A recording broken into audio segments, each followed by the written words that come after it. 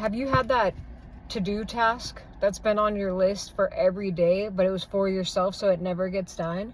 That is me. I do everything for everyone else so quickly, but then when it's for myself or something that I have a goal about, it's the last thing to get done. I actually procrastinate it. So it's not even that it's not getting done or it's not on the list. It's on the list every day. I just find other things in the way to get where it doesn't ever get accomplished. So, and part of that, I feel like is fear on my end. Even though I don't feel fearful, it's just I don't want to do it sometimes. I'm like, I don't want to do that right now. I have this to do, and I won't do it. But then you have to ask yourself, why is it that you don't want to do it? Like if you're trying to make a phone call or you're trying to put in a presentation, whatever you're trying to do, what is the reason that you don't want to do it? What is the block coming from? For example, if you're trying to call a customer and sell a product, are you scared that they won't answer the phone? Are you worried that they will deny you? Are you worried that they won't say yes? Are you worried that your self-esteem might get hurt? Like, what is it that is blocking you from making that phone call? And once we figure out what that is and treat it like a conversation we're having with a friend or we're having with someone instead of a task that we really want to accomplish, it starts to look differently in our mind. You almost have to trick your mind and be like, okay, I need to call Sandra. Sandra might not answer the phone. Most likely they never answer the phone. So people will double dial or triple dial. And what we do is we put ourselves in Sandra's shoes and we're like, oh, if I got a call right now, I would, first of all, if they double or triple dial, I'd be like, what the heck? Who are you calling? Are my kids alive? What is going on? I'd be so annoyed. And then the second I don't have time to talk to anybody outside of who's right in front of me right now. Like, I barely have time to make this video. So I always think of that when I'm about to call someone, which is the worst thing to think about.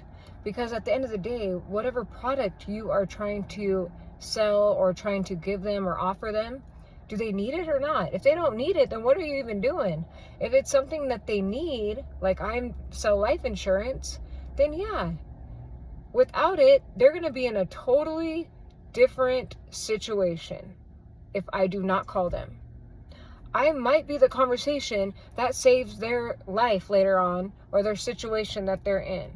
Now, if you are a life insurance believer and you know it is good for you, those are my people. If you're not, try going through a funeral without one. It sucks. I've done them both ways. I've done the GoFundMe and I've done the life insurance, and I can tell you the life insurance is a lot easier, and I've never heard anyone regret paying their monthly premium for life insurance, even if they didn't pass away. Like my aunt, she just got done with her term life insurance, and she was like, we were getting her set up for final expense, and she was like, yeah, well, I'm still alive.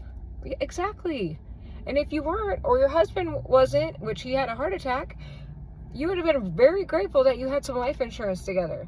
Anyway, that's not the point of this whole video, getting off hand. We, as women especially, put everything ahead of ourselves, our goals, everything. We'll go to work all day, but then when it comes to our own side hustle, our own business idea, it's the last thing that gets completed. Why? Have you ever stopped to ask yourself why? Because that's what needs to happen in order for you to get your goals done. You got to ask yourself why. So why don't I make calls? Because I'm afraid they won't answer the phone. I'm afraid that I'm wasting my time. I'm afraid that I won't know what to say. I'm afraid to have that awkward conversation. I'm afraid that they might be like, why are you calling me so many times? I'm afraid that I won't get the connection that I needed. There's so many fears that can go through my head.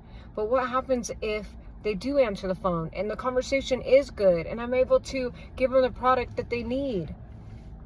And then somebody passes away in their family that they had life insurance on and they have to call me to get that. Then what? Will I have regret, or will I be happy that I made those calls? And that's where you have to go with your own situation and ask yourself why. Why am I afraid that they won't answer the phone? Why am I afraid that they won't have life insurance? Life insurance isn't for everybody. Why am I afraid of that? Like, why is that blocking me from making calls?